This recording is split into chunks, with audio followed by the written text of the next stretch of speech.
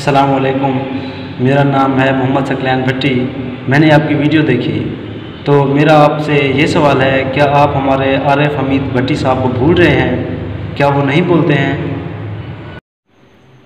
बिस्मिल्लाहिर्रहमानिर्रहीम। वालेकुम अस्सलाम वरहमतुल्लाहि वबरकातुहू। सकलैन भट्टी भाई, आपने कहा कि मैंने बोलने वालों में मशहूर सीनियर सहाफ़ी तजज़िया निगार आरिफ हमीद भट्टी को शुमार नहीं किया।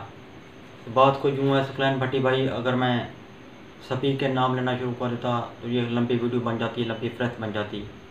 उनमें मैंने इरशाद भट्टी जो कि आपके हैं उनका नाम भी नहीं लिया, वो भी सीनियर सहाफ़ी हैं। और साथ अब्दुल माजिद भट्टी जो कि स्पोर्ट्स के सीनियर तजज़िया निगार हैं, सहाफ़ी हैं, उनका नाम भी मैंने नहीं लिया।